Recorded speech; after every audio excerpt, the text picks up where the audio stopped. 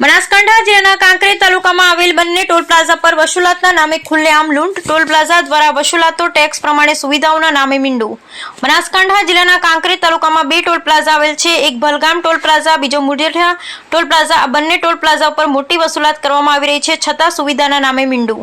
કાંકરેજ તાલુકામાં બંને toll plaza વચ્ચેનું અંતર ઓછું હોય તેવો લોકમુખ્ય ચર્ચાનો વિષય બન્યો હતો. જોકે નેશનલ હાઈવે નંબર 27 પર મસ્ત મોટા ખાડાઓનું સામ્રાજ્ય જોવા મળી રહ્યું છે. નેશનલ હાઈવે રોડ નવીન કામગીરી થયેલનું હજુ એકાદ વર્ષ પણ નથી થયેલ અને મસ્ત મોટા ખાડાઓનું સામ્રાજ્ય દેખાઈ રહ્યું છે.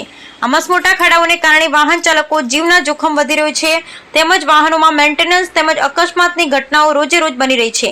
નેશનલ હાઈવે રોડ પર ઓછા કિલોમીટરના અંતરે ટોલ પ્લાઝા ઊભા કરીને રૂપિયાની વસૂલાત કરવામાં મશગુલ છે, પરંતુ રોડ પર પડેલા મોટા મોટા ખાડાઓને રિપેર કામ કરવા કોઈ તંત્રને દેખાતું નથી.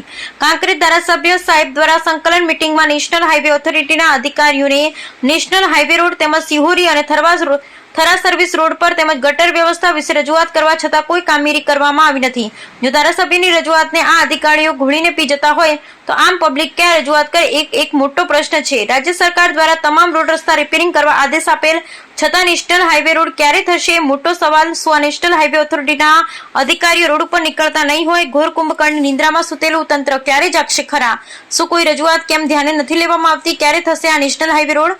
શું આ મસ્ત મોટા ખાડામાં કોઈ મોટી ઘટના બનશે તો જવાબદાર કોણ? આ ખખડધજ હાઈવે રોડના નિરાકરણ માટે આખરે કાંકરેજ તાલુકા વિસ્તારની જનતાને રોડ ઉપર ન આવવું પડે એ તો આવનારો સમય બતાવશે. Bureau report Ramjibhai Raigor.